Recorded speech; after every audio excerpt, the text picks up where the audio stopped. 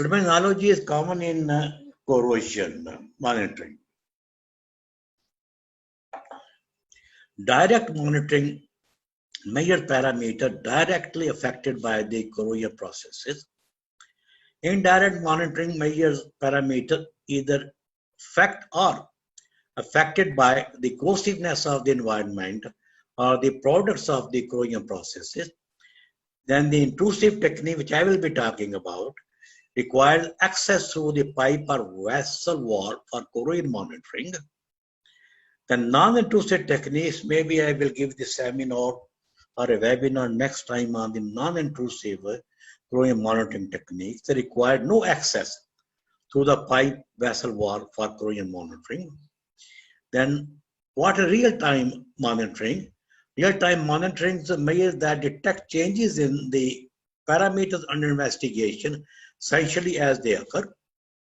Online monitoring installation equipment for continuous monitoring metal loss, corrosion rate, or other parameters in an operating system. Data are obtained without removing the monitoring device. This is for online monitoring. It's very, very crucial, but sometimes people, they are confused, right? That if they can re-simulate the condition of laboratory, they consider that as online monitoring, which is not true. Offline monitoring method in which a sample is taken for subsequent analysis. The direct intrusive corrosion monitoring techniques or the physical techniques like metal loss coupons, electrical resistance probes, inductive resistance, sand probes, visual inspection. The electrochemical technique based on direct current and alternating current.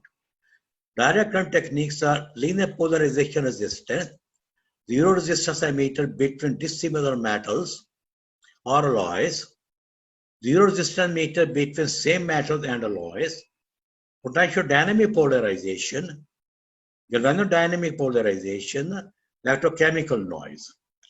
The corrosion monitoring techniques based on the AC current applications like electrochemical impedance spectroscopy and harmonic distortion analysis. This slide shows the direct non-intrusive corrosion evaluation techniques. They are put in there just to make sure the audience don't get confused between the intrusive and non-intrusive techniques. The metal loss or thickness loss is done by the ultrasonic and acoustic camera, magnetic flux leakage, electromagnetic eddy current application, electromagnetic remote field techniques, radiography, surface activation and gamma radiometry, electrical field mapping, electrical field signature methods. Then the techniques are used to detect the cracks and the propagation of the cracks. Acoustic emission, ultrasonic flaw detection, ultrasonic flaw sizing, laser arrays, V-line tethered MFL pipeline inspection, fiber optics, magnetic image, microwave indirect detects, microwave techniques for indirect detect moisture under insolation, and hydro detector for the corrosion under insolation. So these are the techniques which are applied from outside the equipment structure and the pipelines to evaluate the state of corrosion and the state of the equipment. Indirect online corrosion monitoring techniques. The techniques are corrosion products analysis, hydrogen monitoring, and electrochemical techniques like corrosion potential to measure the E-core, water chemistry parameters which are used as indirect online corrosion monitoring, like pH, conductivity, dissolved oxygen, redox potentials. This can be done online as well and can be done indirect and can be considered as intrusive or non-intrusive depending upon, right, the mode of application and their use. Other techniques like flow detection, flow regime where the flow is turbulent or streamlined, flow velocity, the velocity is under the critical velocity range, or is beyond the critical velocity range. Process parameters like pressure, temperature, dew point. Deposit monitoring is like fouling, mainly in the heat exchangers. Then external monitoring is the thermography or infrared, used mainly for the detection of the wall thickness of the storage tanks at high temperature.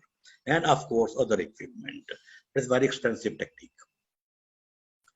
Indirect offline corrosion monitoring, water chemistry parameters, which we have to monitor what may be happening to the corrosivity of the fluid.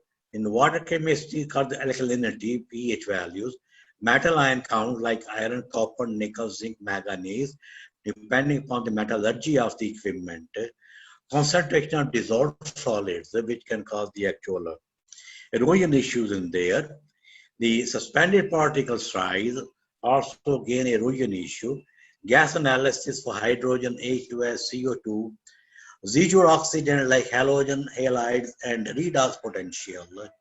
Microbiological analysis like sulfide ion or sulfate ions or other microbiological valuation like iron analysis or iron-based bacteria, SRBs, anaerobes, and aerobes. Water chemistry, residual inhibitors, filmic corrosion inhibitors, reactant corrosion inhibitors, right? So if you want to really optimize the use of these inhibitors, you need to know that how much would be the residual of the inhibitors at the end point of the equipment where the liquid go through the whole system, right? And where you can get a better and accurate data for the residual of the corrosion inhibitors. Chemical analysis of process samples like total acid number, sulfur contents, nitrogen content, salt content in crude oil. As you know, oil and gas industry is very huge, complicated industry. All sort of products are there, all sort of issues are there.